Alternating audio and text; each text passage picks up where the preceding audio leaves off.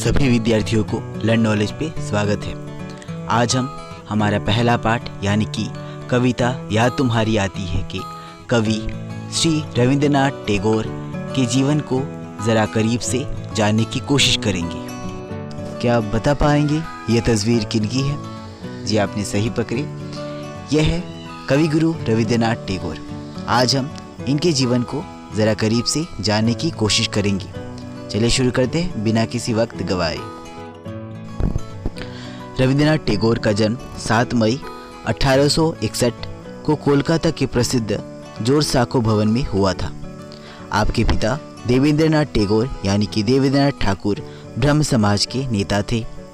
आप उनके सबसे छोटे पुत्र थे। आपका परिवार कोलकाता के प्रसिद्ध व समृद्ध परिवारों में से एक था। भारत का राष्ट्रगान आप ही की देन है। रविंद्रनाथ टैगोर की बाल्यकाल से कविताएं और कहानियां लिखने में रुचि थी। रविंद्रनाथ टैगोर को प्रकृति से अगाध प्रेम था। एक बंगला कवि, कहानीकार, गीतकार, संगीतकार, नाटककार, निबंधकार और चित्रकार थे। भारतीय संस्कृति के सर्वश्रेष्ठ रूप से पश्चिमी देशों का परिचय और पश्चिमी देशों की संस्कृति से भारत का परिचय कराने में टैगोर की बड़ी भूमिका रही तथा आमतौर पर उन्हें आधुनिक भारत का असाधारण सृजनशील कलाकार माना जाता है। रविंद्रनाथ टैगोर की शिक्षा। रविंद्रनाथ टैगोर की प्राथमिक शिक्षा सेंट जेवियर स्कूल में हुई। उनके पिता देवेंद्रनाथ ठाकुर एक जाने माने समाज सुधारक थे। वे चाहते थे कि रविंद्रनाथ टैगोर बड़े होकर बैरिस्टर बने, इसलिए उन्होंने रविंद्रनाथ को कानून की पढ़ाई के लिए 1878 में लंदन भेजा। लेकिन रविंद्रनाथ का मन तो साहित्य में था। फिर मन वहाँ कैसे लगता?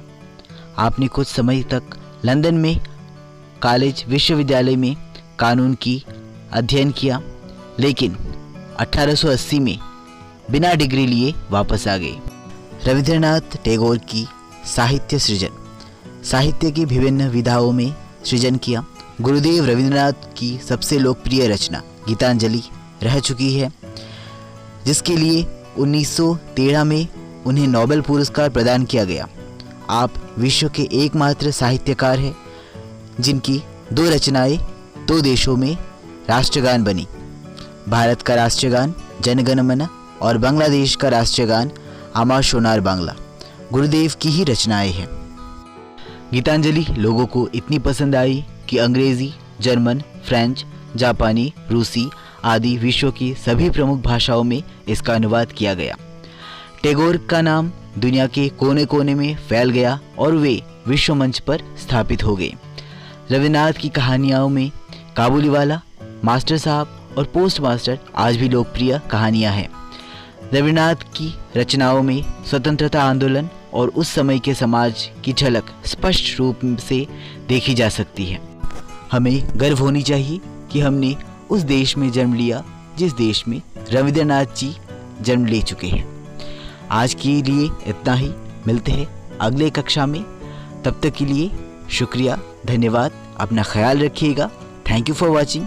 जाने से पहले आज का विचार, when you focus on the good gets better. जब आप किसी अच्छे काम पे ध्यान दोगे तो आपका अच्छा काम बेहतर हो जाएगा।